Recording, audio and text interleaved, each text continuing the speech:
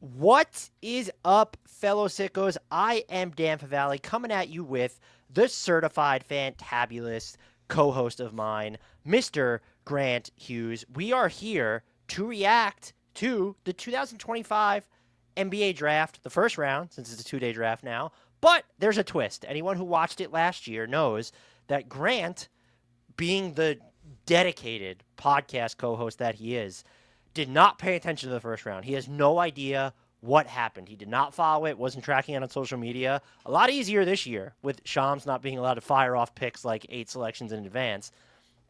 So he's just going to be, we'll go through like maybe the top 10 or so selections. He might try to guess who it was, but we just get to see his reaction happening to any transactions live.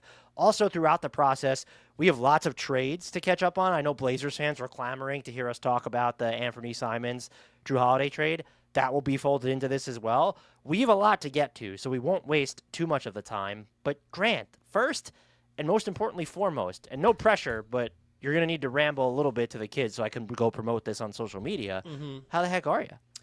I am yours truly in ignorance because, and also like, we have a lot to get to. It's a very exciting show, but like, also this is kind of just a bit that I don't know why we decided to do it starting last year, but I thought it was kind of fun. And it also like is a pretty thinly veiled excuse for our dynamic to play out in a specific situation, because like, I feel like it's pretty often that you're sort of explaining to me what's happening in the world, especially like as it relates to what's happening online. And there will be a lot of that. There will be memes I don't understand that you'll have to explain to me. And I mean, more directly for what our audience would care about. I don't know who picked who. I don't know about any trades that may or may not have happened. I'll constantly be trying to read your face to see how close I am to guessing something correctly. So that'll be fun, at least for me. Like, and then also, as is also in keeping with our general dynamic, you've done a lot of prep and work, and I just sort of showed up. And thanks for that. But at some point, things will even out, I guess. But that's a long-winded answer, just to say that I'm excited to be here, excited to talk about the draft, excited to learn actually what happened in the draft. So before we get started, I want one prediction from you, and it could be even a yes or no. Okay. Do you think that this kept in theme with Shams's prediction that we were headed for the most craziest offseason in NBA history? I think most craziest is like a double superlative. I'm not ready to say this draft got there. Maybe like most crazier. So it's like that's like 75% of a double superlative or something, right? I don't know. It'll be crazy, and it'll all be news to me, most importantly. Well, we're gonna let you guess. So before I throw up the number one pick on the screen, I know this is a tough one. Yeah. The Dallas Mavericks had the number one pick. Do you, one, think they made it? And two, who do you think that they took with said pick? Yeah, I mean, so I'm going to go ahead and get out on this limb and say they did keep it, and they did select Cooper Flagg. Feel strongly about that. You are such a soothsayer there. They took Cooper Flagg. Do you have any thoughts about this? Like, this is a pretty risky pick. I don't know that he was the consensus favorite. Yeah, I don't know if you know this, but he's a better person than player. And he works incredibly hard.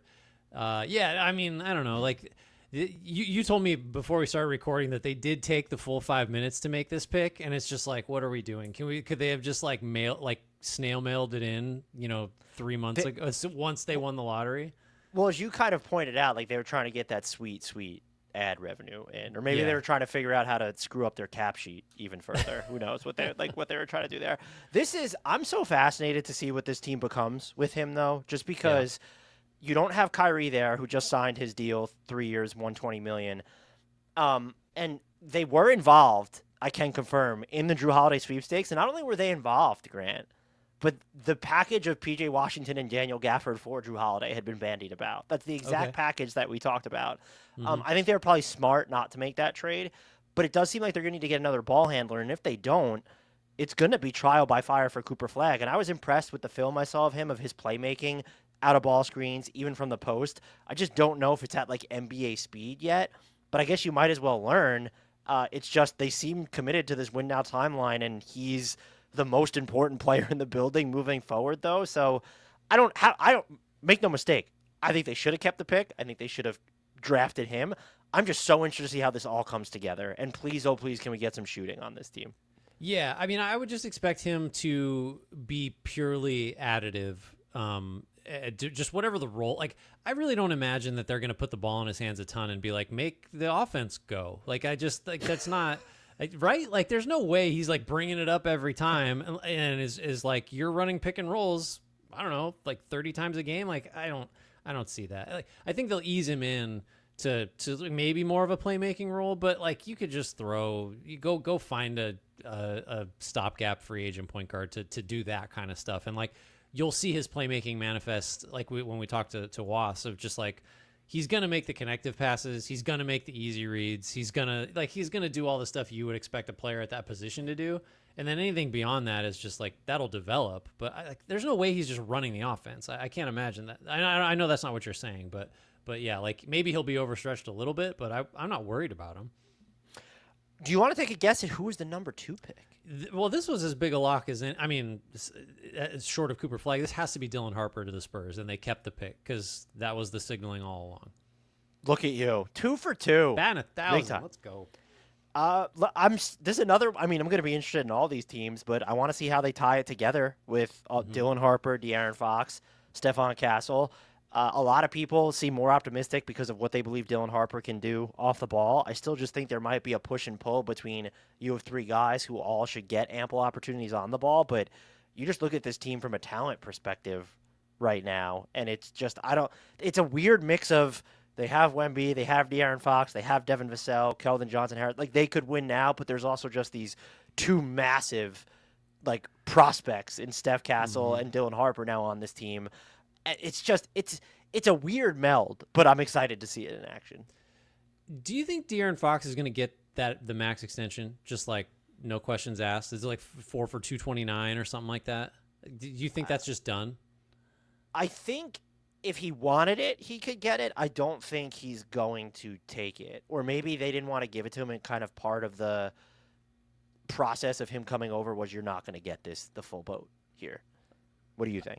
I asked because you don't want to play hardball, and you do assume that like there was some understanding when they brought him in, but like if it's just because we have Castle, like that's not a sufficient reason to say like maybe we don't need him that badly. But now that you have Harper, it's kind of like, I mean, do we really want to go full boat for a guy that's a speed-based player at 28? Like that's just it's an interesting dynamic, I think, beyond the on-court stuff of like how do you play all these guys together. I think like financially, you might be in a position where you have to go to Fox and say like, hey, look, like so about that, things have changed a little bit. How about a 2+1 at like 35 a year or something? Were you surprised at all if they kept this pick? I don't feel like it was really a shocker, especially when Giannis kind of took himself off the market a couple weeks ago. That was I think it should have been on the table if Giannis were available, and then that just continues to not happen. And so it's been several weeks, I feel like, where they just kind of were broadcasting we're going to keep this pick, and then everybody agreed it was going to be Harper. Who do you think went number 3? The Philadelphia 76ers had this pick coming into the draft, Grant. Did they keep it? What? So I do think they kept it. 2, I do not think they took Ace Bailey. Even like there's been so much like back and forth about like how much stock are we going to put in a guy getting bad advice and not doing any workouts, and like when's the last time a player like him just didn't work out for anybody or didn't do meetings or anything like that. So I think the Sixers decided that it was not worth the upside being what it is. Like, it's tantalizing. I don't think they picked Bailey. And I guess even though I think it puts too many guards maybe in the rotation, I think they kept the pick and took Edgecombe. 3 for 3 for Mr. Grant Hughes. And I think this was I know you're worried about like them being too guard heavy. I just think this was the right pick. When you look at the defensive disruption coupled as, I know a lot of people were kind of concerned of, well, what can he become offensively? If he's just a play finisher who can make actual shots from the perimeter, that is perfect for a team that's built around Joel Embiid, Paul George, Tyrese Maxey, Quentin Grimes coming back. By the way, low key, we'll get into this trade in a little bit, but like Philly also kind of picked up a W. Terrence Mann going to Brooklyn. I would think that makes it far less likely that Brooklyn even thinks about throwing an offer sheet Quentin Grimes' way. Interesting. Didn't think about that. So with Edgecombe, do you think like the comps are kind of? I don't like the Oladipo comps. I feel like it does him almost a. Not that it does him a disservice because peak Oladipo was fantastic, but I don't think it's just. I think he could be better and more I think he could do a better job of guarding up defensively. Okay, and I just that's don't the question. like. Offensively, I just like Victor Oladipo could hit some like ridiculously difficult shots on the ball, and maybe Edgecombe progresses into that, but he kind of feels more of just like use him in the Trey Murphy vein on offense or just someone along those lines. But maybe I'm wrong there. And also, like, I mean, Jared McCain was the most impressive rookie for a fraction of a season in which we all agreed the rookies weren't good. And it's like, how big of a deal is it if Jared McCain is your third guard now? And I guess I don't know where he'd be if Grimes is back too. The only thing that gives me a little pause is like, if Edgecombe can guard up and plays more like he's a 6'7" guy, then I'm like, I have no issues with this. I mean, other than like, yes, he needs to develop as a shooter and all that stuff. I'm just high on me because I got, come on, pretty good. Getting high on your own supply. So I think I'm going to mess it up because I've been thinking about the next pick. And number 4 is the Charlotte Hornets. Who do you think they took? So this becomes the question of how far is Bailey going to fall? And so as I was thinking about this, I feel like Bailey and Brandon Miller are slightly duplicative, and I'm really working hard to talk myself out of Bailey there. And I also think, again, if you have any concerns, like Charlotte is kind of conducting itself like a pretty like sober, serious, practical organization. You already have LaMelo Ball, who I think like it gets a bad rap and we overblow like the silliness and the unseriousness. But if that's even like a tiny concern, I don't think you add Ace Bailey to that mix. So it's not Bailey here. Then the question is, do they go Muluach, which feels like a reach, or do they go like who then is your best player available? I don't think it's Trey Johnson. I love this. I forgot how much I missed this. I'm trying to read your face too as I say this. I don't think it's Trey Johnson. I don't think it's Muluach because that's just really high to take him. I guess I'm also saying Charlotte kept this pick and didn't trade it. Am I right about that? Charlotte does make this pick? Collin makes this pick. Okay. This is Collin Knueppel. 4 for 4. Are you cheating, sir? I'm not cheating. I think that's what a smart, sober organization does, and that's what Charlotte is now, apparently. Collin Knueppel ended up being like way higher on people's just like big boards than I ever expected. Like he was in the top 5 of almost everyone's big boards. And I think putting him in Charlotte where LaMelo, LaMelo has his flaws, and I realize that I've kind of like, defended him more than most, I'll say, but you need to surround him with actual complementary talent. And I think that giving him a shooter like this, the likes of which he's never played with before, and you kind of dig into the data. It's like Grant, his teammates catch and shoot 3-point shooting the past 3 years. These are the percentiles his teammates have ranked in. 2023 through 2025. 2023, the 1st percentile. 2024, the 15th percentile. This past year, the 30th percentile. Collin Knueppel comes in as immediately like at least the 75th percentile of a type of shooter there. So I'm excited to see these two play together, and I'm with you on Charlotte. Between them and just the Wizards too, and we're going to talk about them in a little bit, I don't think people understand like how good of a job they're actually doing in Charlotte. There's a lot of like blah contracts and like do they have the guy on the roster? How do you feel about Brandon Miller? The Tijon Salon pick doesn't look great. But I don't want to spoil anything else because we got to talk about Charlotte actually in a little bit. Oh, again. Interesting. Okay. But I love this pick for fit. It's just I had wondered if he would have been the best player available. I think you can easily make the case because from what I did have watched of Collin Knueppel, he's billed as like this shooter, this motion shooter, and there's more there. Yeah. He can do some stuff off ball screens. There's a driving game. I think he needs some more directionality to it. He plays a little bit more physical. I love this pick for Charlotte. Yeah, I really like it. I mean, I like it for mainly because I was right about it. 4 for being 4. honest. I don't know what you started off last year. What? Fellow sickos, go check and Yeah, see what he was. Although we do have, by the way, someone proposed. I laughed when I saw it in the comments that we now call our subscribers and listeners hardwoodies. That's some sicko shit. I don't hate it. I don't hate it. I didn't even think about the LaMelo like 3-point setup stuff when it came to Knueppel. That's like as good an argument as anything. Danny Mittens in here. I am a hardwoodie. We see you. You're seen. You have an excellent first name too, sir. Do you feel? Have you ever been a Danny? My sisters call me that. They used to call me when I was younger because I was a little on the porkier side. Danny devours desserts, triple D. Okay. So Triple that's what D. I was. Yeah. That's Guy Fieri's gonna be mad at you because that's diners, drive-ins, and dives. So you can't call yourself. Where do you think he got that idea from? Because I predate. Right? How long has diners, drive-ins, and dives been on? You must. I would just like to point out that this is clearly a tangent, but I did find a way to bring it back to the Hornets. I, of course, found a way to make the number 4 pick about LaMelo Ball. That is the agenda for me. Well, what else are you going to talk about? Okay, cool. So the 5th pick is Utah. And now the question, again, is how far is... Like, Bailey is, like, the most intriguing figure in this draft. I'm tempted to send him to Utah just because that makes the least sense, and I never once thought about him going to Utah at all. But then he didn't work out for anybody. But who was, I think, like Brooklyn, if he was steering himself anywhere, it was Brooklyn, and that's like a long way away. It would be kind of a flex. It was by the Jazz. I can tell you the 2 teams he was trying to get to were Washington and Brooklyn. Okay, and that's 6 and 8.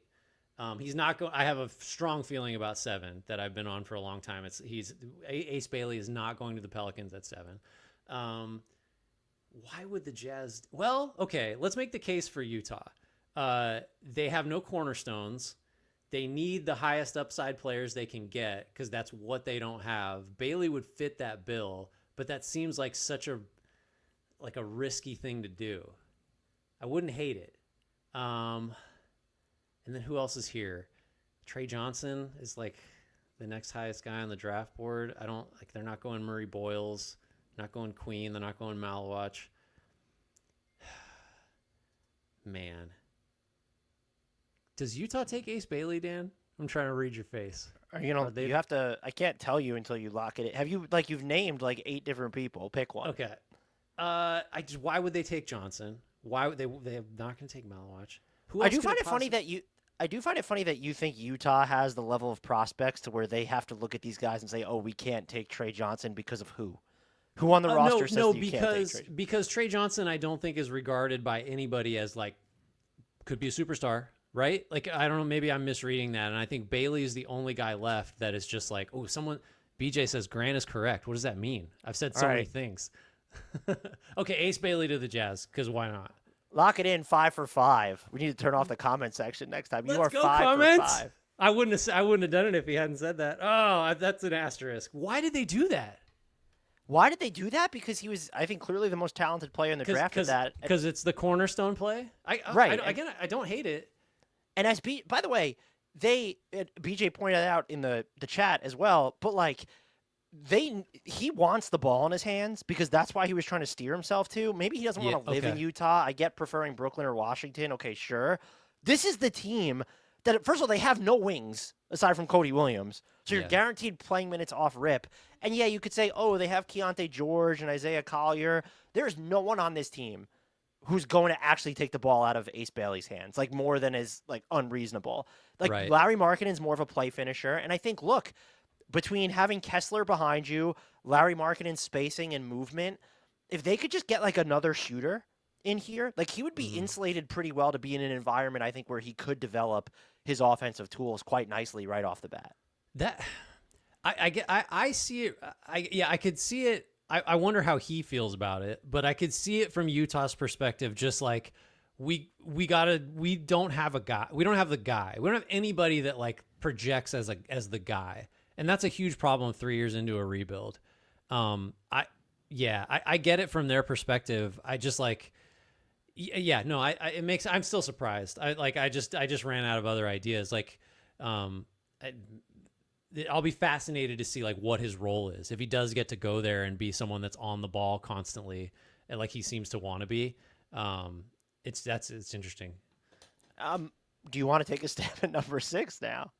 Who's got 6? The Wizards. Who's got 6? Did you pay attention to the draft at all? No. Let's see. You can't look at the comments anymore. We have people spoiling picks that are coming. We were going to talk about all the picks, but Grant can't look at the. You just showed them on stage. You just made them more visible. Don't click that slider. Just don't Grant. click on the comments tab. That's all you got to do. I got my hand up right now. I can't see the comments. I don't. I keep saying Trey Johnson. They wouldn't take Fears. By the way, I'm Fears is going to the Pelicans at 7. I feel very confident about that. Have for a long time. I'll guess that they reached on Collin Murray-Boyles just because they don't have a defensive guy like that. Are we locking it in? Yeah, we're locking it in. Final answer. That's your first miss. Good run, though. 5 of 5. That was a dumb guess. Why did I guess that? Oh, okay. So all right. Trey Johnson. We all know that I wasn't like the biggest Trey Johnson fan, but like this is such a good landing spot for him because they have so many. Just shoot the ball. Like, and you got rid of Jordan Poole, and you have like high character vets there, and we'll see how long they stay. But like McCollum and Middleton and even Marcus Smart, so it's just like, and there's also the guys around him. When you look at Sarr, Coulibaly, Bub Carrington, Keyshawn George, they're all very plug and play. Yeah. And I think like you put his shooting in here, that opens up stuff for Sarr, Bub Carrington, if you want him to get a little extra rim pressure or do more damage inside the arc. A Coulibaly, of course.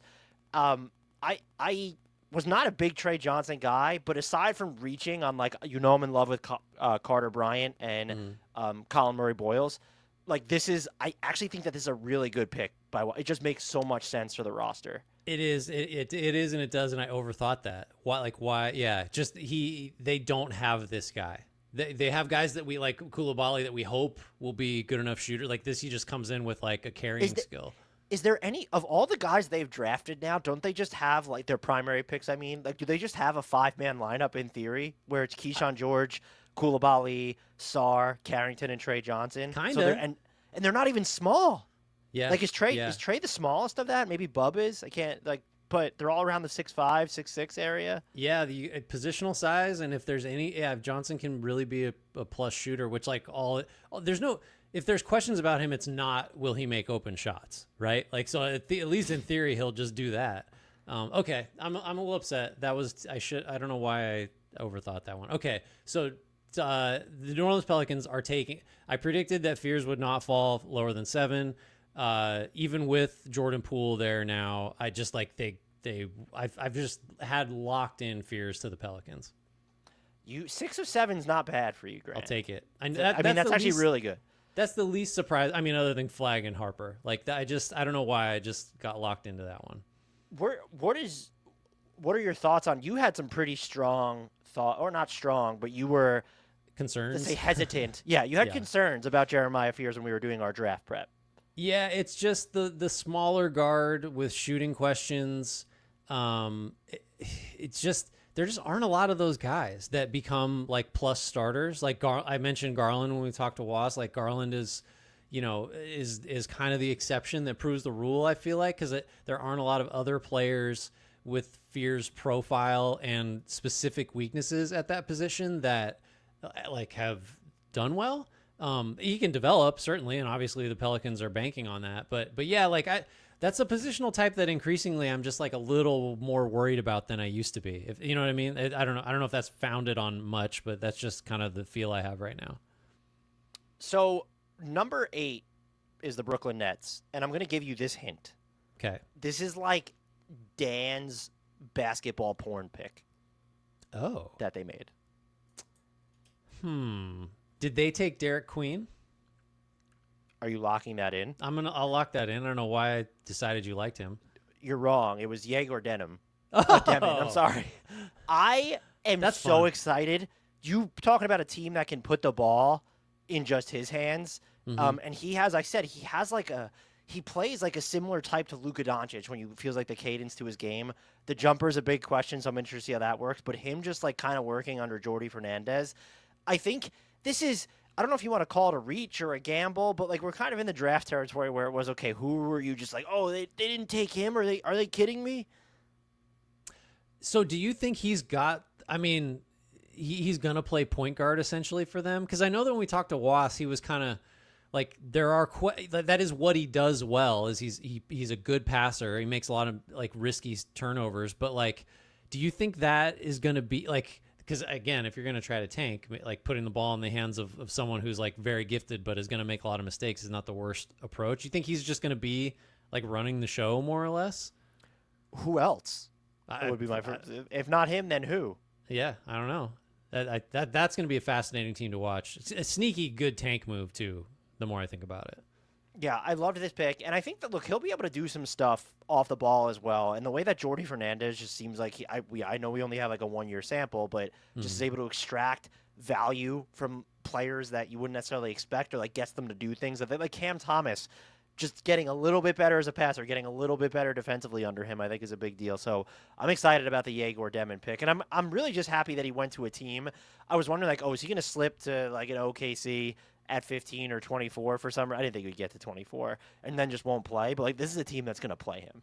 Yeah, that's a fascinating pick. It feels like a reach, yeah, but I kind of like that reach. Who do you think went at number 9? Also a pick that was bandied about in quite a bit of trade rumors. You're gonna have to remind me who has 9 because I don't. I have Raptors. No information in front of me because it'll spoil it for me. The Toronto Raptors at number 9. Oh, they were supposed to trade this pick, weren't they, Dan? We haven't had a trade. I can't just say like they traded it. That'd be a lame. I'm gonna guess. What do they need? They need 3-point shooting. They need, I don't know, a superstar. I'm gonna say. Did they take? No. Why would they do? I'm thinking like the name that I'll butcher. Yakuchionis from Illinois. It's kind of like the last like semi-interesting guard. Jace Richardson's I would just probably say way too low. My one like insistence would be, think about who runs the Toronto Raptors before you go too far down the what do they need rabbit hole. They took Muluach. Final answer. That's wrong. Collin Murray-Boyles. They took. I thought that was going to. That is the most. Let's get like a shorter, squattier Scotty Barnes. Okay. I don't hate the pick, but I'm just like, what are they doing? Could we get some shooting on this team for the love of God? That's rough. I mean, and that's what do you what's think the he theory of this profiles team? as to? Yeah, I don't know. I don't know. Are you not playing him with Jakob Poeltl, right? Well, I guess you are. But there's going to be some time. I would just like to point out that now Chris Boucher has become a necessity because they need some floor spacing in the front court. Well, you need to bring him back. But like, even with like, I don't even love him with Barnes. Like that just but it is sort of like, this is just like project, but it's a different Project 6ix9ine all over again, except it's not that. You just have a bunch of different guys who don't necessarily need to be tethered to a position, but they all have either redundancies in their weaknesses or strengths with one another. So but look, his defense though, and like the Raptors play a very aggressive style of defense, or they can under Darko Rajakovic. Like, I'm excited to see what he can do in the defense that has a Scotty Barnes, Jamal Shed being on this team, a healthy Emmanuel Quickly.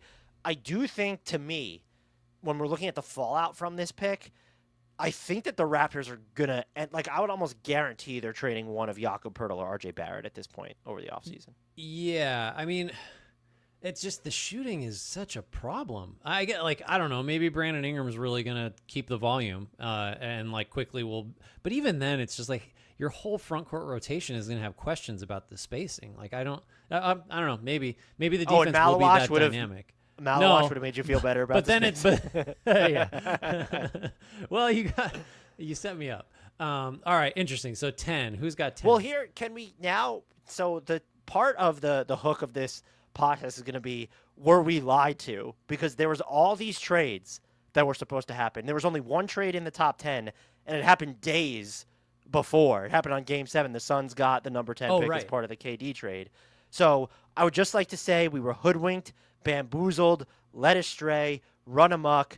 I will not forgive Shams for saying this is going to be the most craziest offseason ever. I'm really just kidding because I was getting fed up actually with the amount of transactions that were going down. Oh, Even before the final. Like, what was the trade that actually made me angry that it happened? It happened late at night. I'd taken an edible, and I actually turned down. Like, an editor asked me to come in and do. I was like, no, like I'm high. Like this isn't happening. Like this is going to be a mess.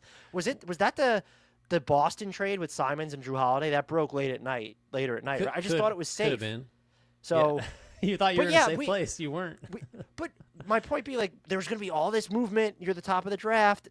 Lo and behold, absolute jack shit happens. So I feel lied to, Grant. But with that said, who do you think went to the Suns at number 10? Well, now I'm going to guess a Muluach again. I will say I would have thought hard about Carter Bryant, but it was spoiled in the chat for me. I assume this is true that he went to the Spurs at 14. Yeah, you talk about the Spurs had like basically my favorite draft because you end up with Dylan Harper and Carter Bryant. So yes, you were right again. So where are you now? You've only missed on 3. You're 7 of 10, right? I'll take it. But we're going to pivot right into the next element of this because it's not a pick. There is a pick involved. It's a trade. Okay. So minutes after or before, I don't even remember, but these order of events happened one right after the other, basically. The Suns drafted Muluach and traded for Mark Williams.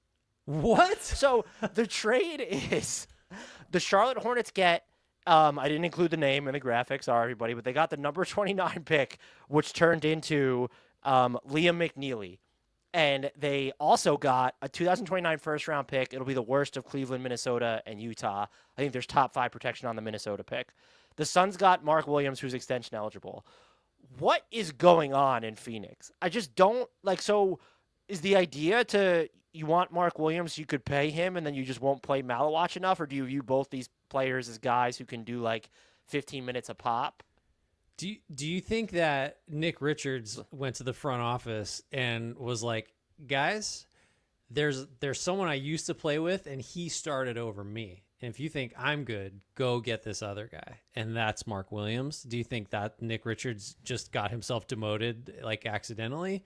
This is also not as good of a package as the Hornets initially got from the Lakers, which I'm never, ever going to get over. I know. For him. Why is Mark Williams valued this highly? The guy, I don't know. He's fine, but he's never healthy. And I don't like it. I think, why not just play Muluach? You're going to ask Muluach to do 2 things. Just catch lobs and rebound and block, or 3, and block shots. Why can't a rookie do that? By the way, Carter Bryant would have made so much sense here if you were going to trade for Mark Williams. And it's just doesn't this kind of say, okay, we're out on the Oso Iguodaro experience a little bit too? Oh yeah, R.I.P. the Iguodaro experience. I enjoyed that experience. I like push shots and good short roll passing. Maybe to be fair to Phoenix, Mark Williams has played in an average of 9 games a season. Okay, so maybe I was going to say don't be fair to Phoenix, and then you weren't, so I appreciate it. Yeah, I don't think the Suns are transacting intelligently. Do you think that's do you feel like shocking? The Matt Ishbia run team. Well, if this is what happens when he removes himself from basketball decisions, or no, he's inserted. No, he's more now. involved. Yeah. He's more involved. So status quo. Yeah. No, I think. Look, maybe Mark Williams will stay healthy, and he'll be if Mark Williams plays 65 games. Is he the 14th best center in the league? Is that where he's not a top 10 center, right? In any realistic. Here's my thing. I know it was the number 29 pick, and we're talking about a pick that's probably going to be number 25, but you don't give up 2 first-round picks for an injury-prone non-star who might be a top 15 player at his position who's about to get a new contract. Right. Unless we get word that he signs an extension that's 4 years and $20 million or some ludicrous shit like that. What is Phoenix? I feel so bad for Suns fans. It's rough. It's this is you're reaching Bulls level of incompetence. Just you haven't sustained it for as long. I mean, it's a very different types of incompetence, but yeah. I don't know. Maybe Mark Williams will be great and we'll be wrong, but it's just the likeliest outcome is he's going to miss a ton of the season and not be a difference maker when he's healthy. My final thing here, when you look at Muluach and Mark Williams, and maybe Muluach develops into this big, I love the idea of Devin Booker alongside a big man who can like make more decisions with the ball, whether like an Oso Ighodaro out of the short roll, or maybe someone who can put the ball on the floor. Even Yusuf Nurkic is passing, and now you've made a couple of decisions. You've decided by cornering the market on all the shooting guards that Devin Booker is now your point guard still, and you've decided that he's just never going to play with one of those decision-making bigs. At this, like Nick Richards doesn't do that stuff. Mark Williams has shown it like a little bit, but you don't want him putting the ball on the floor. And then Muluach, okay, he's going to be a rookie. Let's see what happens here. But I don't like what's happening in Phoenix. If I was Devin Booker, I would not be signing that extension. No, the theory of this team, well, I'd be signing it and then demanding a trade. Fair enough. That's good point. It's $150 million bucks. Yeah, you might as well just.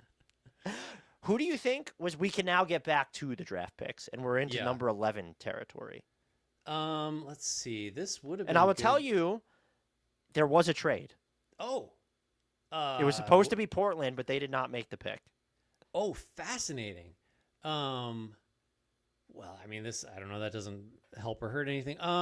This is where it's like we could dispense with the bit at any time, because now it's just there's like 5 or 6 names that I'll just recycle a bunch of times. I forget who that was last year. I kept saying somebody over and over, and he didn't get picked forever. I'll say this pick that was Portland's and is not theirs anymore. Then it's just like a throwing a dart. This is Derik Queen. How about that? It is not Derik Queen. It is Cedric Coward went to the Memphis Grizzlies. Excuse me. They got number 11, Cedric Coward, and they sent Yang Hansen, the number 16 pick, Orlando's 2028 first rounder, and 2 second-round picks to get this. That is.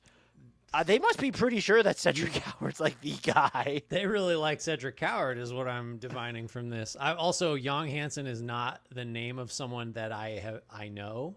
So we should also, that should be an indicator. There's the meme. So because we're not going to go, we'll have a wrap up afterwards where we go through the pick. So there was the meme. He was drafted by the Grizzlies at number 16. I think it was Jonathan Givony went on ESPN and said, this is the biggest reach of the draft so far. But they talked about his work ethic, all the stuff he could do. But that's the meme where it was, I said, Yang to Scoot Henderson in the Blazers locker room, and it's the Adam Silver learn Chinese buddy meme that you vaguely knew existed. I mean, I bump on the Orlando 28 first, but then we spent a lot of time talking about like, well, unless something goes very wrong for the Magic, that's in the mid 20s probably. So big deal. Still a first though to move up 5 spots. That's interesting. The Coward Blazers, really better be the guy. Right. And the Blazers are having an offseason, Grant, because we have not talked about the Jrue Holiday trade. This feels like a good spot to talk about it. So just as the trade details, the Celtics got Anthony Simons, has a year and $27.7 million left on his deal, followed by the Blazers getting Jrue Holiday with 3 years and $104.4 left on his deal. I'm sorry, I have the assets backward, but the Celtics also got New York's 2030 second-round pick, and Portland's 2031 second-round pick. So Blazers got 2 second-round picks and Anthony Simons on an expiring deal for Jrue Holiday. What did you make of this trade? What do you make of what the Blazers are doing? Yeah, because that is the more interesting side to talk about, right? Because the Celtics are saving money, not just next year, but they're also just like those other 2 years of Holiday's contract disappear. I forget who said it. It might have been, I don't want to miscredit it, but the idea being, if this strikes you as weird, it probably just means that Portland thinks they're better than you do and believes that, you know what I mean? And thinks that they have a chance to like actually do something, which is not a crazy thing to think. It does. When we did Portland's offseason, like some of their needs were shooting. I guess you've got to believe that Holiday's 3-point shooting will continue to hold up just as the rest of his game slips. But even then, I feel like Simons, because of his ability to get off different kinds of threes and just his youth and the volume, like you are making a shooting downgrade, I think. And I'm aware Holiday was like 40-something% last year. It makes Portland's defense pretty nuts, right? Like it was already a strength, and like they now were top it's just 5 for like half the year, and now you add Jrue Holiday, who even if he slipped, I think that was more about the Celtics futzed with his matchups a little bit more last year, and like you have him, Tamani Kamara, Denny Avdia, Donovan Clingan. I mean, Jeremy Grant can still get things done on the defensive end. Is Jeremy Grant just coming off the bench now? I actually So I'm sitting here wondering, like, did they really have to include the seconds for Jrue Holiday? So, like, if we want to quibble over that, this team needs shooting badly. Anthony Yeah. Simons was their best shooter, and I think you could make the case perhaps their only shooter. If we're being like, yeah, Tamani Kamara's hitting his threes, but like not the type of threes that Anthony Simons is going to hit. What I will say is that people still get too caught up in the fact that, oh my God, look at that contract. They're planning on trying to do something with Jrue Holiday this season. There are going to be 2 years left on that deal afterwards. Cap space, it never meant to Portland what it did to other teams. It means even less now the way that free agency is headed. And if free agency is going to reinvent itself, I have news for people. It's not happening within one of the next 2 summers. And so if it happens by 2027, he's just an expiring contract. And you can say, oh, it makes it harder for them to save teams money. Sure. But how often do we see really big trades where the salaries are just so lopsided? Like, even what Boston has done this offseason has not been that. The Kristaps Porzingis trade is the closest they came to it. And that's like he was on an expiring contract himself, and they used a team that had cap space, like more cap space than anyone in the league could even fathom. So I look at this and say, yeah, does it feel like Portland is acting a little too urgently here? Yeah, I would say yes. Like, is this a trade that I would have made? Probably not. But it's also okay. Like, their defense is going to be hellfire, and it already was hellfire. And we just saw that, like, oh, Jrue Holiday's contract was kind of an asset, or at least not a net negative. So it's only going to get shorter. I know he's going to get older, but he's a high-character guy. And finally, because I know you want to say something, having Scoot Henderson and Shaedon Sharpe, like, under the influence of Jrue Holiday, there are far worse things I could imagine for this team. And I think the bigger issue for me is we mentioned, like, okay, the shooting, but I like tongue-in-cheek, is Jeremy Grant coming off the bench? Are you is one of Shaedon Sharpe and Scoot Henderson just permanently coming off the bench? And is it going to be Scoot? Like, I do wonder, part of me, if the plan is to start Jrue Holiday, I do sit here a little bit and wonder, like, well, what is the plan with Scoot Henderson and or less likely Shaedon Sharpe? That is what I was going to get to, is like half of me is like, I kind of love the Holiday Sharpe fit, and I like the Holiday Scoot fit better than I do with Simons in his place in either case. It's the other half is, can you play all three together?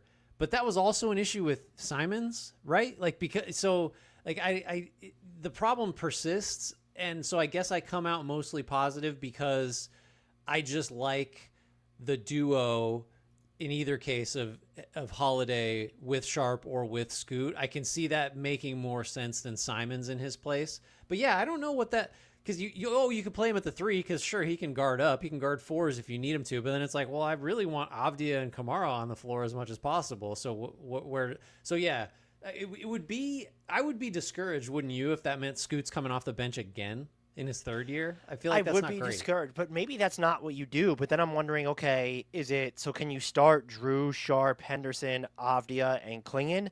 And then so you're bringing Jeremy Grant, DeAndre Ayton off the bench? Which, by the way, those guys aren't part of your bigger picture as far as I'm concerned. So I would have zero. But then Tamani Kamara's not in there, and so he's maybe their single most valuable player. Like, maybe not best in a vacuum, but in terms of value. I think you want Kamara on the floor against the other team's starters because you want to throw him at like the most dangerous Then one of Holiday, guy. Sharpe, or Scoot is coming off the bench. I mean, maybe Holiday doesn't start. I could see that. Like, I mean, that would, but then the salary makes that hard, and the clout, and also just could you imagine going from winning a title, contending for one in Boston this past year, and then now not only are you on the Blazers, who you already traded to like previously, but you're coming off the bench for the Blazers. I still like it though, right? We agree. Like, I think this is it's interesting, and I think it could work. Right, that's where I'm at. Even if you don't love it, or even if you wouldn't have made the trade, like, people portraying it as this farce, I don't really understand. No. So number 12 is the Chicago Bulls, and Grant, they did a good thing. They drafted Noah Essengue. Okay. I love this. This is someone who could defend his ass off at like all different sorts of positions, and just has a ton of malleability there. I don't know like necessarily what he's going to turn into offensively for them, but they kind of have enough when you look at Vooch and Lonzo and Kobe White and Josh. Like, they have enough stuff on offense to figure it out. I like going after someone like this. Anytime the Bulls do something against type, I feel like it's by definition is a good call. And this feels like it's a little bit against type. And I mean, maybe him and Modest Buzelis just inject enough, I don't know. Buzelis hasn't really shown a ton, but like he has the athleticism and the competitiveness to eventually be a good defender maybe. And maybe this gives you length and I don't know. I kind of like it. I can't claim to know a ton about Essengue, but I think Was liked him. I think Was maybe had him up pretty high on his good wing defender list. And I actually, I don't even know if I disagree with you. Like, I think Modest Buzelis might already be really good on defense. Like, the type of stuff he can do is like borderline big man-ish, but also in a wing package. Yeah. So having him and Essengue in the same like unit, and then Patrick Williams is still on this team, Grant. Come on, we got a trio that could just lock it down. Sure, lock down that money. The number 13 pick, we have a trade. So it is Derik Queen though.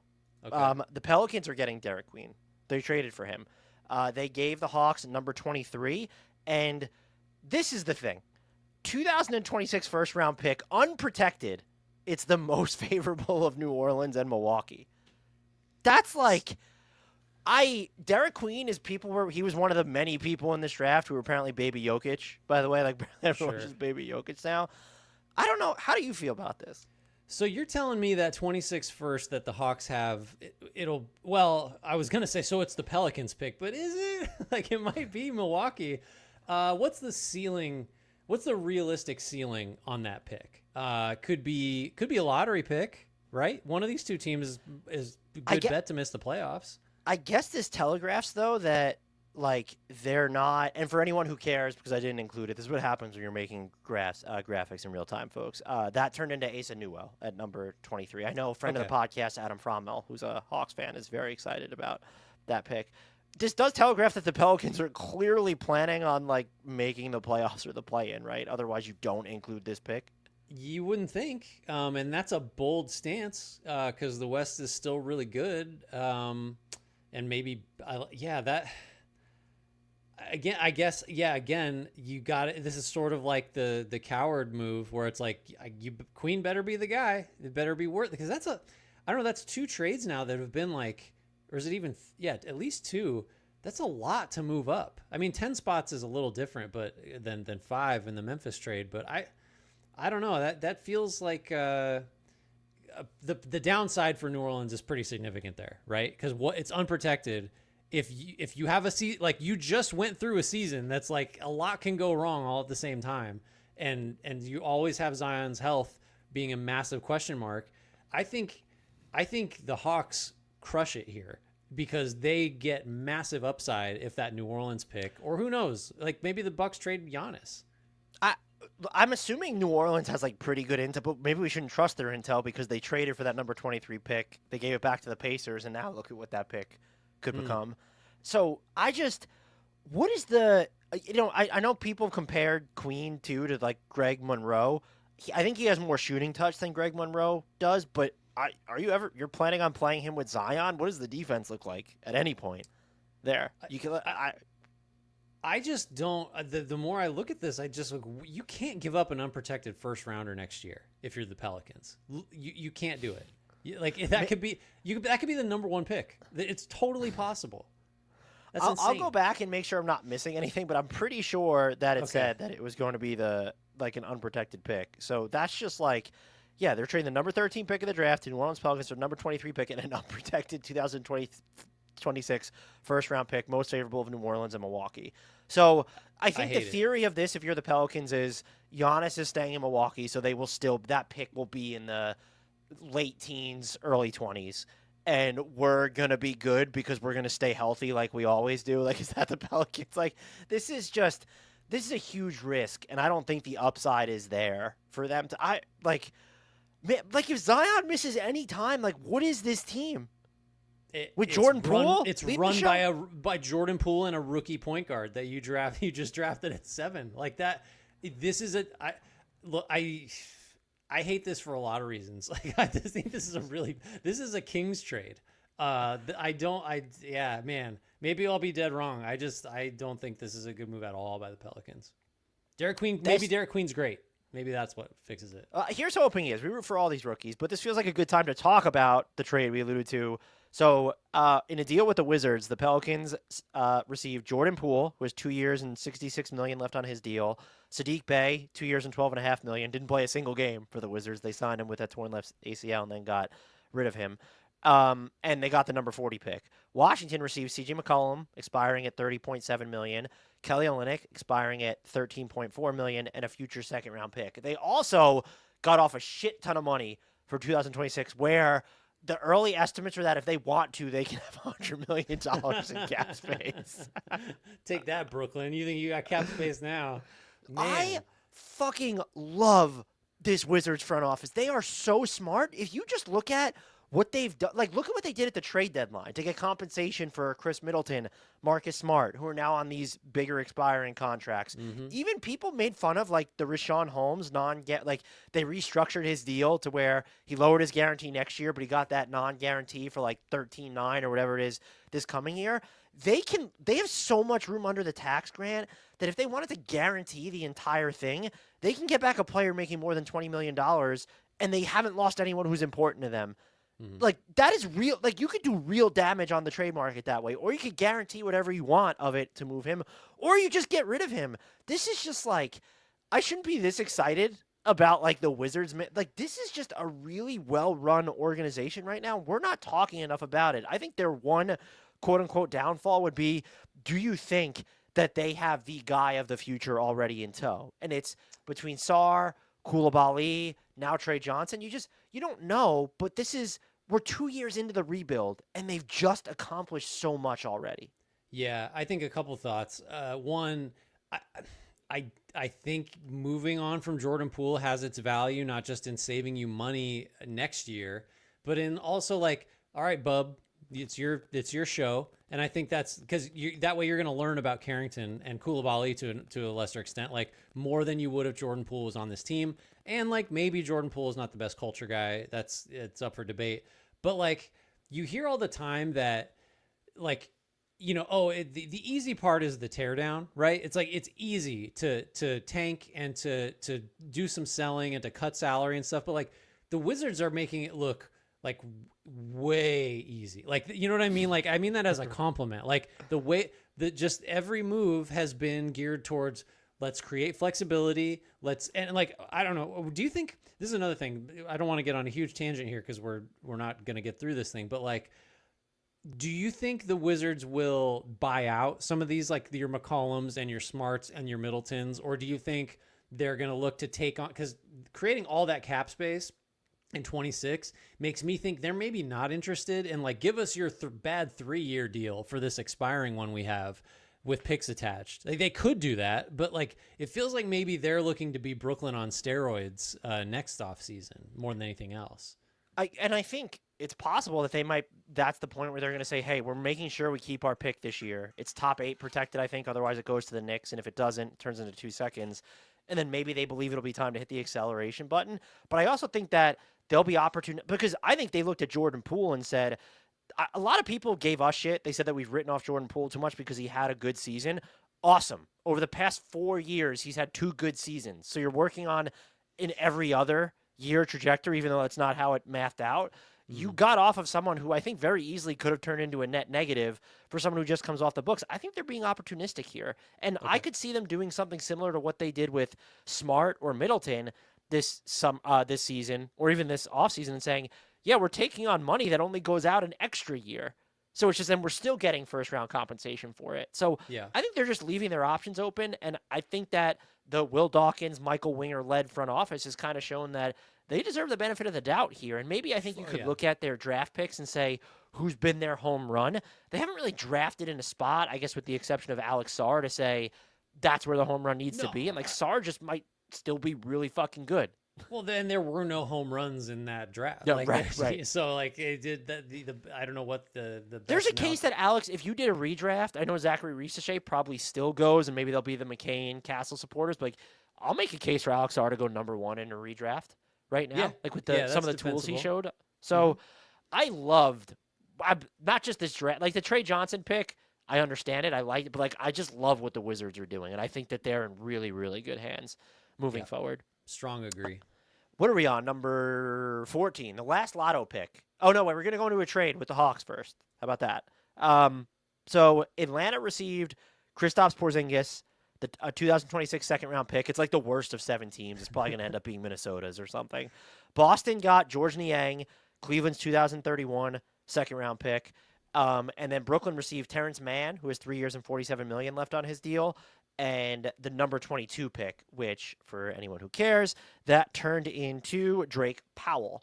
So this is, and Kristaps Porzingis is expiring at like $30 million. I kind of I like what the Hawks are doing, Grant. I know. I agree.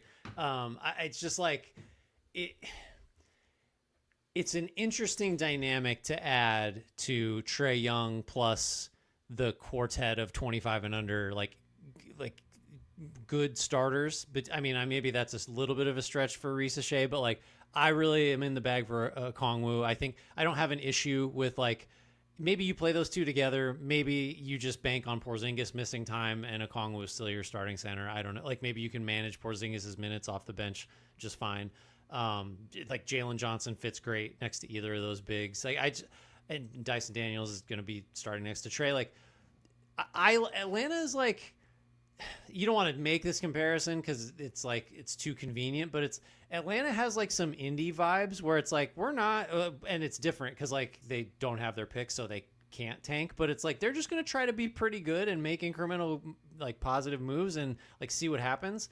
I don't hate it. I think for where the Hawks put themselves with some of the trades they made with respect to their draft picks, like this is a move you make. I think it's totally sensible for them to take a shot on Porzingis, who like, I don't know, maybe he's not going to give you anything, but it's not like Niang's going to, like, what was Niang doing for them? Like, well, I mean, his floor spacing was valuable, but you get that on defensive steroids with Kristaps if he's healthy. Sure. So you make at the gamble. Premium position. Yeah. Right. It and also more. you got off because one of the things we didn't like is you gave up picks with Bogdanovich to get Terrence Mann in the first place.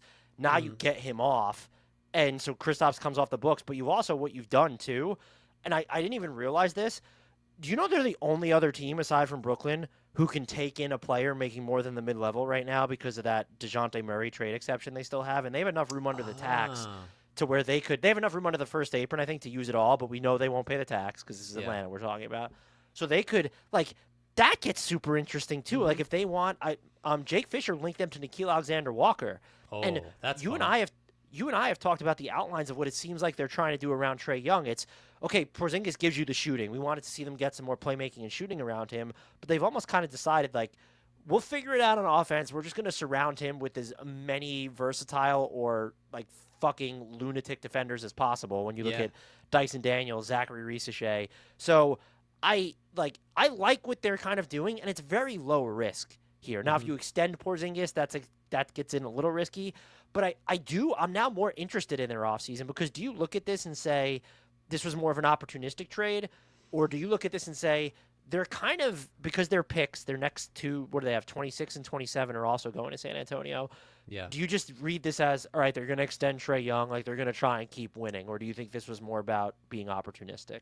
I think it's more, I guess it's opportunistic more than the alternative, but it's also like you don't really have a choice. I guess you don't need to go trade for Porzingis, but like not having your picks kind of simplifies your options, right? Like, yeah, as Michael says, Atlanta can be a Giannis destination. That's with respect to the Pelicans / Bucks, 26 unprotected.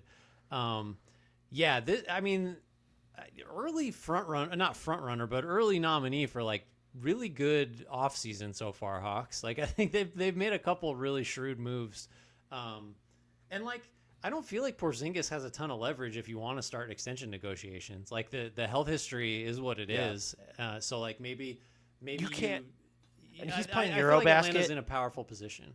And he says he's playing with his national team this year, so like you can't extend him until you know that he makes it out of there in one piece. Yeah, right. You're gonna hold off on that for sure. Do you want to pour one out for Brooklyn only having like $60 million in cap space left? I don't know if that's enough for them to do anything. I will say I did have a thought of like, ooh, I don't know that I like them dipping into that, but I guess you get number 22, so good for them. And Terrence Mann, like he could still be really good on defense. I don't know what he's gonna be on offense ever, basically, but. And then Boston, I understand what they're doing. And as BJ says in the chat, like the Zinger trade shows there's only so much you could do when you have zero leverage.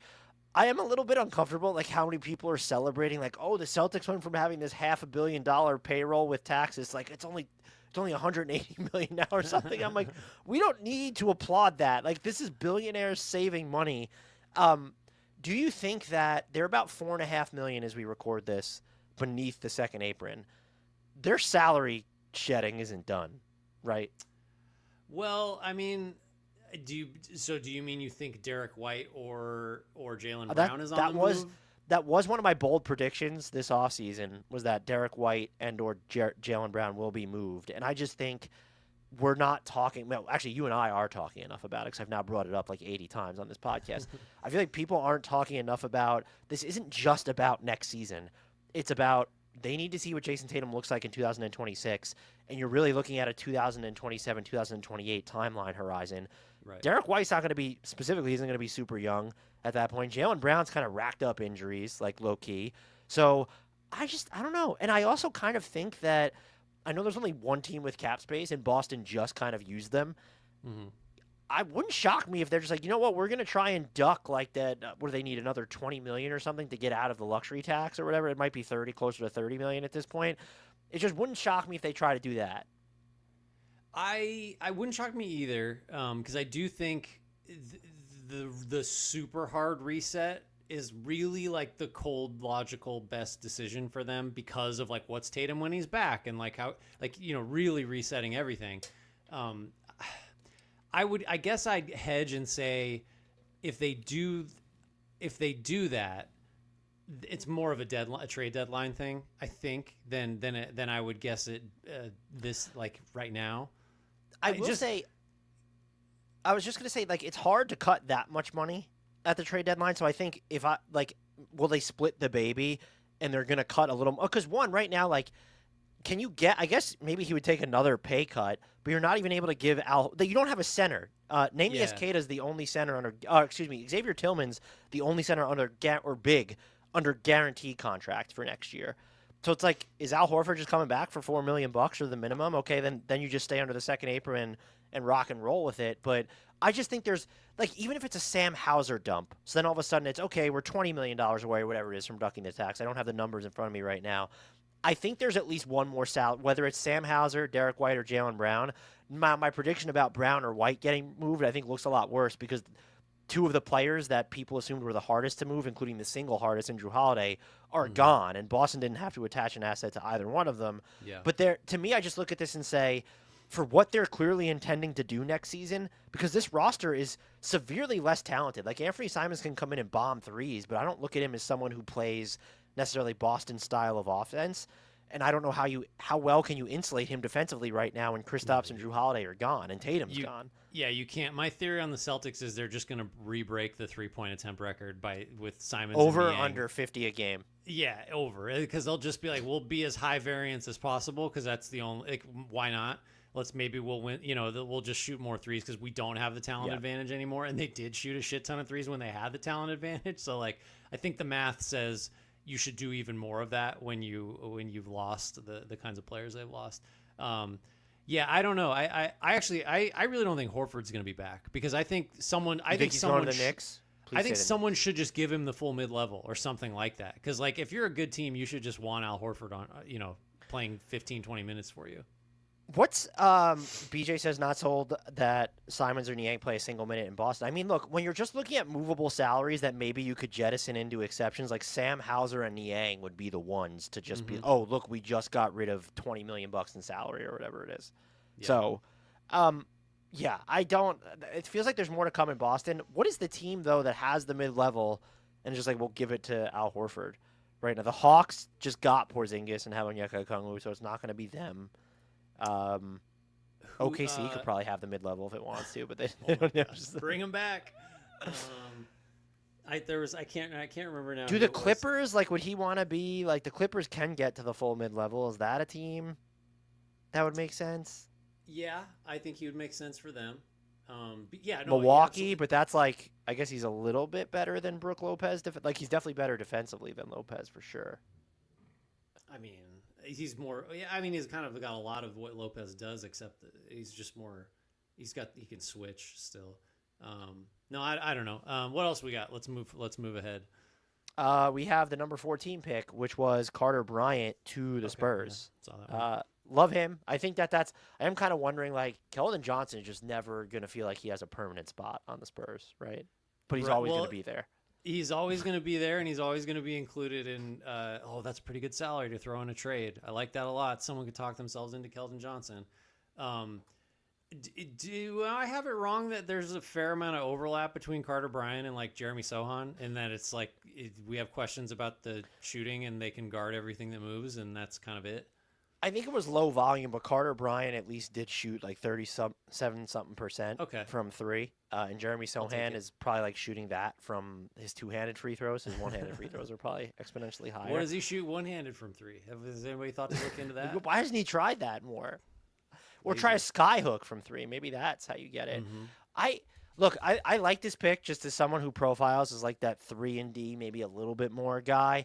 Mm-hmm. You can come in and San Antonio just has a lot of talent, but they're so, and I don't mean this in a bad way, they're on such a weird trajectory.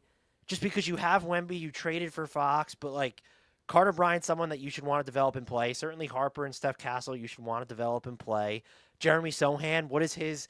It does feel like his spot on the team is iffier, but they also haven't made an upgrade in the front court that would make you think like, oh, we just don't need him anymore. And they did kind of figure out like different ways to use him offensively over the past 2 seasons, it feels like. I feel like, I know this is atypical Spurs, but unless they're planning on making next year just kind of experimental again, and they're okay maybe not making the play-in or only making the play-in if everybody remains healthy, it does feel like they're going to do something else this offseason. Maybe it's only like trade for Cam Johnson or something, but yeah.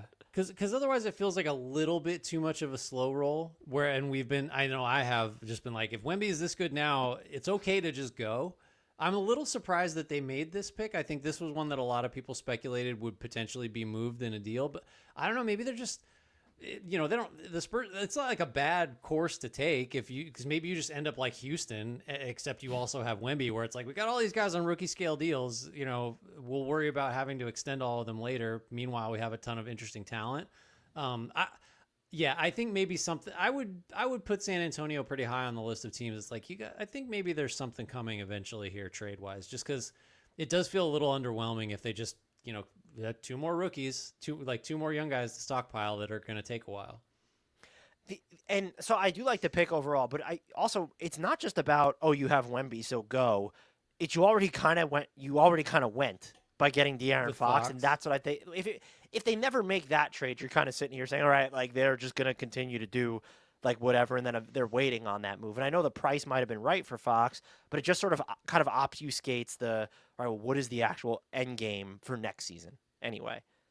Oh, yeah, wow. This is generational hater. Spurs been ass since Kawhi left. That's like right on point with So we're going to go through the rest of the draft now to see what stands out and just kind of pick and pluck here. If you're still listening to us this late at night and want in the chat ask questions, Grant and I will be happy to answer them. So we'll begin with the next 8 picks here, Grant. So at number 15, Oklahoma City kept it, took Thomas Sorber. Memphis, we already mentioned at number 16 from Orlando, took Jan Henson. Minnesota took Joan Beringer at number 17. Utah ended up with number 18 via Washington, took Walter Clayton Jr. 19, Brooklyn took Nolan Traore. 20, Miami took Kasparis Yakionis. I can't pronounce it. Would you have it? I know you. I think it's Yakuchionis, but I could be dead wrong about that. Washington via Utah at number 21 took Will Riley, and then Brooklyn at number 22 took Drake Powell. Anything stand out? The reach for Memphis. Well, by the way, I'll say what stands out to me here, since I actually watched the draft and we're throwing this at you like in the moment. OKC keeping number 15 was a little bit of a surprise for me. And then Memphis, like I just didn't have any firm hold on what Young Henson could be. And then it was called the biggest like reach of the draft at that point. So that was a little bit surprising for me here. The one that actually gets me, I think I agree with you on those. I thought it was a safe bet that the Thunder would move both of those picks just because they have like 13 guaranteed contracts plus other Jalen Williams and AJ Mitchell. And it's just like, well, where does this guy, like, they seem like a draft and stash possibility. A little surprised they made that pick. I like Traore for Brooklyn because that's like, I know when we talked to Was, when we asked like, who are the best pick and roll operators? He mentioned him. So I think maybe that's bad news for our guy for Egor. But did I say that right? Is it Egor? Or I keep wanting to say like Egor. But just having another guy that's going to handle the ball, I think makes sense, even if now you're just kind of entrusting that position to 2 rookies. But yeah, that's interesting. We got to, let's see. So yes, Young is a Blazer. I don't have it up on the screen, but yes, that's what Young Henson did go to Portland. Ended up with that. Donovan asked, how'd you guys think the Hornets did? The Knueppel pick was terrific because I guessed it. The value we're high on the Hornets. We think the Hornets did. They're being run like intelligently, I think, is our general stance. And they also ended up with Liam McNeely at number 29. I thought they got good value out of the Mark Williams trade. It was never going to align with what the Lakers gave up, but like the Lakers were able to flip the pull back on that one. So, but yeah, Charlotte is just. Yeah, there's some stuff. There's some concerns there still, but they've already overhauled their training staff. That happened last year, and I think that they've shown specifically, like, forget this draft. I like the Knueppel pick, but at the past 2 trade deadlines, they have shown that they are taking a longer view. I think that's what this team needs, is that level of patience. There will come a time where maybe they need to accelerate it a bit, but they're not there yet. And I think the Mark Williams trade is maybe even a perfect example of that, is you're not reinvesting in someone that you either don't believe in, don't think is a good fit, don't think will stay healthy. So I like a lot of what Charlotte has done. The rest of the first round, 23 through 30, Asa Newell goes to Atlanta. That's via New Orleans. Sacramento traded number 24 from OKC. They got Nick Clifford. I actually really like that by Sacramento. He's kind of like remember when we were very high on Jaime Jaquez? He reminds me a little bit of that type of player, where just like sort of the 5-tool baseball player, where it might not be elite at anything, but does a bunch of stuff really well. Ben Saraf for Brooklyn, Jace Richardson for Orlando at number 25. I think he could be pretty good. He's a little small though for a 2-guard.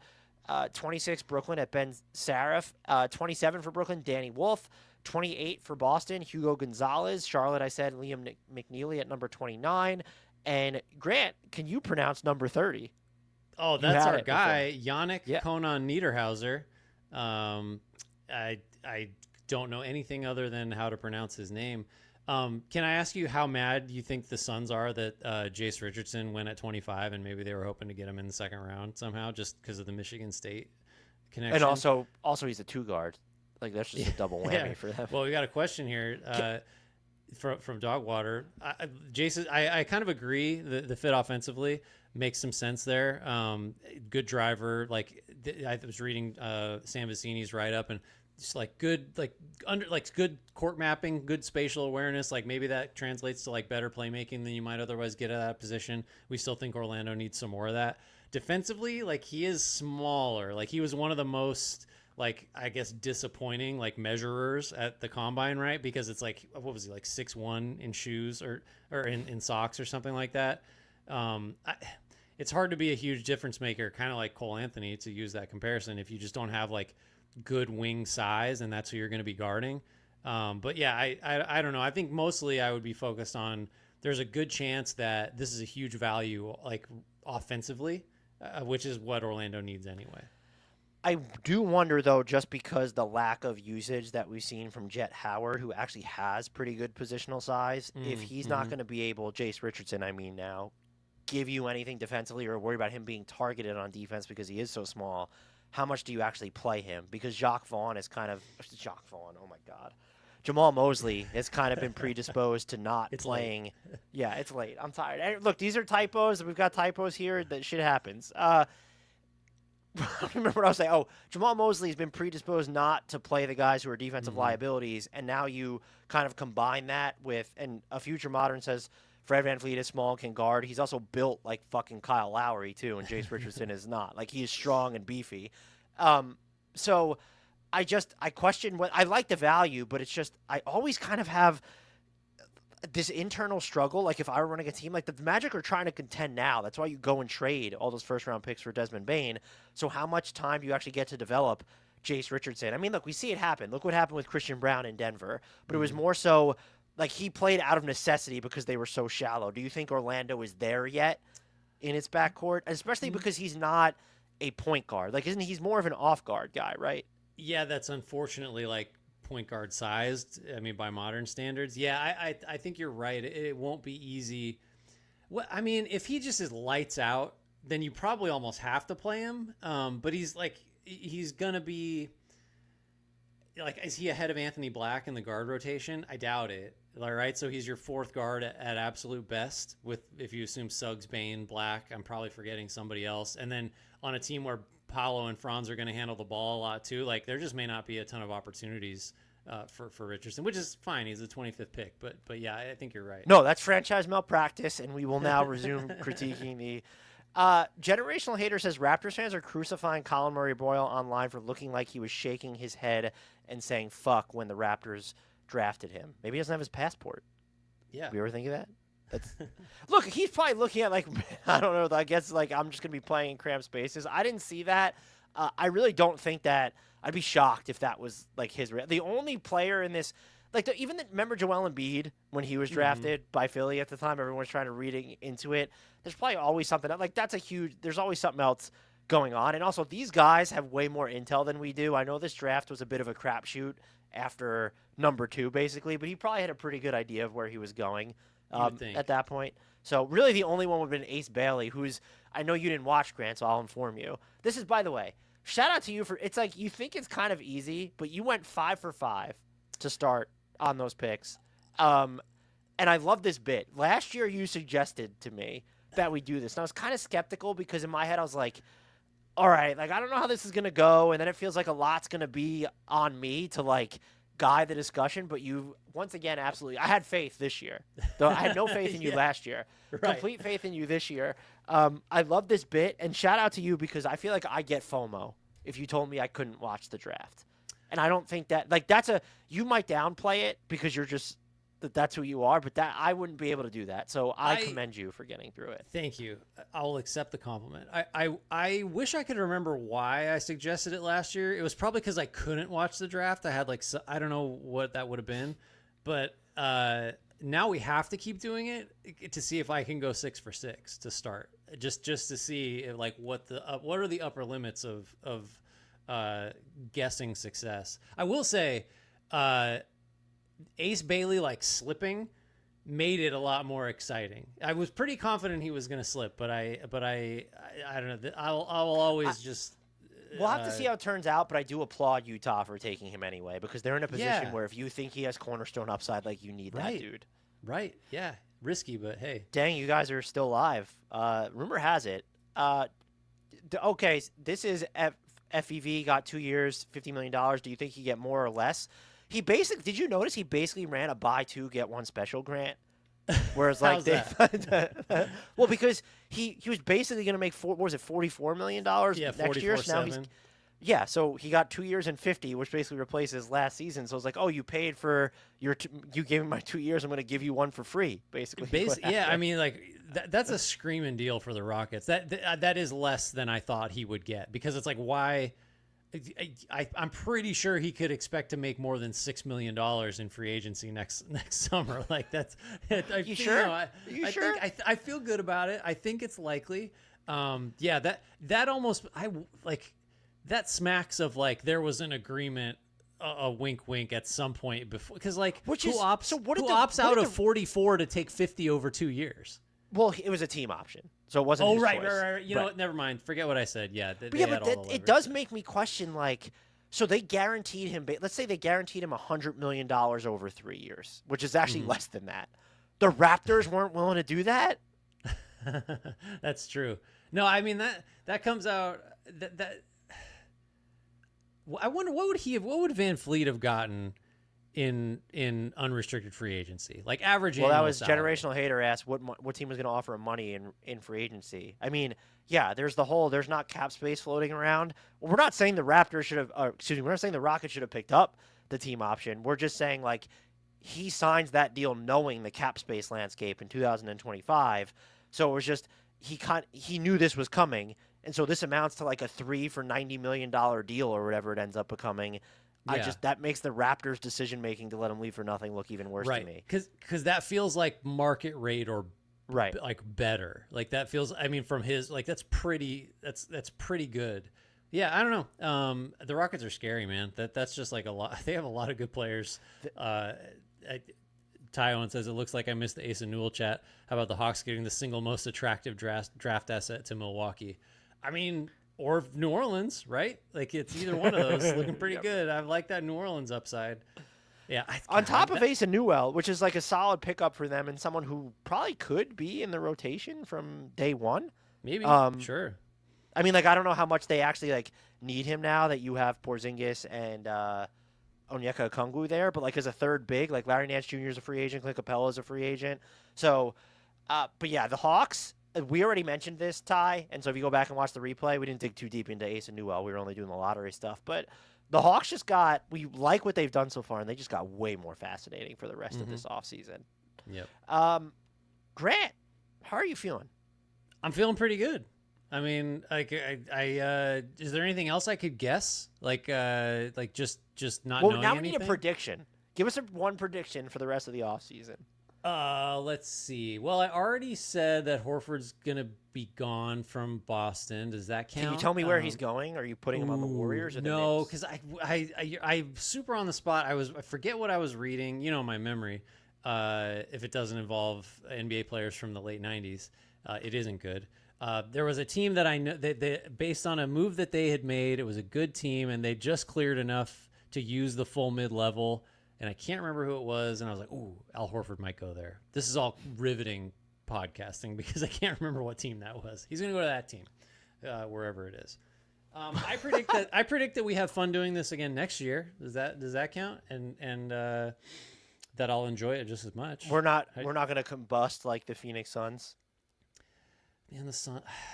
Isn't it like? Do you ever feel? Because I really take shots at the Suns a lot. Do you ever feel like it's time to lay off? Because it's like too. Here's the thing, and I think, and it's okay because fans like are inextricably tied to their fandoms. Mm-hmm. I am never insulting an entire fan base at once. No, and I'm very rarely even insulting the players. Yeah, I'm going at the Matt Ishbia thing. I'm punching up. Yeah. I feel, and that's how I justify it to myself. Is the billionaire, like he's going to be fine if someone like me is like giving him a hard time. He's never going to see it. I don't know. He'll survive. When you disagree with me, I can't fall asleep at night. And I would imagine Matt Ishbia is the same way. He's just riddled with anxiety, and he just hates. Yeah, he could just feel it. I'm sure. We did have a comment from Future Monitor again. Chris Paul, Jose Alvarado, T.J. McConnell said there are benefits to being low to the ground. Jace guarded well in college too. It's probably why there's so many short guys in the NBA, right? It's probably why height is probably like, I mean, come on. Yeah, there are exceptions. Generally speaking, not great to be small. Like, if he ends up being a good defender, great. That's his pathway to playing for Orlando. Though, they've just shown that they're probably not going to play guys. Who even trading for Desmond Bane. How long do we want them to get Anthony Simons? And they ended up getting someone who would not be targeted as often defensively. I respect Orlando being kind of uncompromising and like, yeah, we know we need offense, but we're not. You got to guard, or you just you can't play. That's kind of I like having they're principled, if nothing else. You have anything else, or are you ready to take us out of here now that we're sufficiently delirious? Look, thank you for everyone, because we didn't plan to go live. This is like, so there weren't as many people in here as normal, but we just threw it up randomly because I don't want to edit an entire video. That's why the typos are going to stay. Normally I would go back and post and fix those, but this is all staying. One take. Yeah, perfect. Got it in one. Thanks everybody for listening. Thanks for commenting. Thanks for watching. This will be up. You can. Sorry if you're watching this not live. You really missed out on an experience. But watch it 3 times anyway to help the algorithm love us back. And do all the rate, review, subscribe, comment on it. We'll still respond to those on YouTube. At least Dan will. Sometimes I'll chime in. Tell your friends. Tell your enemies. Shouts Frank Ntilikina. Apologies, Jared Allen.